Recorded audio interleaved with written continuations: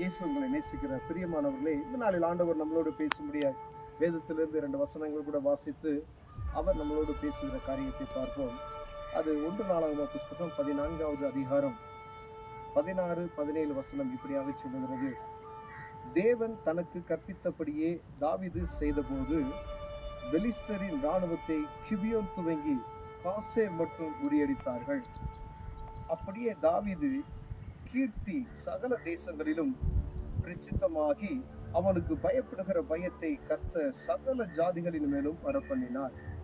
பிரியமானவர்களே, தேவன் தனக்கு கற்பித்தபடியே பாருங்க, தாவீது ராஜா அவர் ஆசீர்வதிக்கப்படுவதற்கு ஒரு முக்கியமான பரம், தேவன் அவருக்கு என்ன கற்பித்தாரோ அதன்படியே நடப்பதற்கு அவர் எச்சரிக்கையும் கவனமாய் இருந்தார். பிரியமானவர்களே, அது நிமித்தமாய் அவர் ஆசீர்வதிக்கப்படுகிறார்.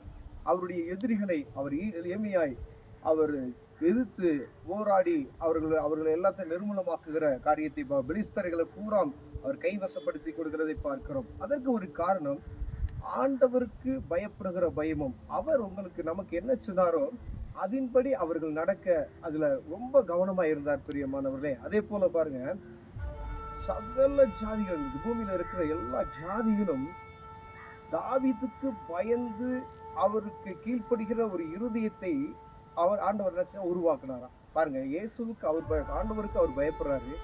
அது நிமித்தம் தாவீதை குறித்ததான ஒரு பயம் சகல ஜனங்களுக்கும் சகல ஜாதிகளுக்கும் உண்டாக்கப்பட்டுச்சுன்னு சொல்லி வேதம் சொல்லுகிறது. பாருங்க, அப்படியே தாவீதின் கீர்த்தி சகல தேசங்களிலும் பிரசித்தமாகி அவனுக்கு பயப்படுகிற பயம் கர்த்தர் சகல ஜாதி மேலும் வரப்பண்ணினாராம். சகல ஜாதிகளின் மேலும் வரப்பண்ணினாராம். தாவீதுனா ஒரு பயம், தாவீதுனா ஒரு நடக்கும், இந்த ராஜா வந்தா அது ஜெயிச்சிருவான் அப்படின்ற ஒரு பயம் அவர்களுக்கு உண்டானது. அதுக்கு ஒரு காரணம் என்னன்னா, அவர் ஆண்டவருக்கு பயந்த பயம், அவருக்கு கொடுக்கப்பட்ட நேரம், அவருக்கு ஆண்டவர் சொன்ன வார்த்தைகளை கீழ்ப்படுகிற அந்த இருதயம் அவர்களுக்குள் இருந்ததுனாலே ஆண்டவர் அவர்களை உயர்த்தி ஆசீர்வதிக்க வல்லமையுள்ளவராய் இருந்தார். பிரியமான, ஒருவேளை நம்ம ஆண்டவருடைய சத்தத்துக்கு செவி கொடுக்காமல் இருப்போமேனால், ஒருவர் இனிமேல் ஆண்டவருக்கு செவி கொடுத்து நடப்போமேனால் நம்முடைய எல்லா காரியங்களும் ஆண்டவர் ஆசீர்வதிக்க வல்லமையுள்ளவராய் இருக்கிறார்.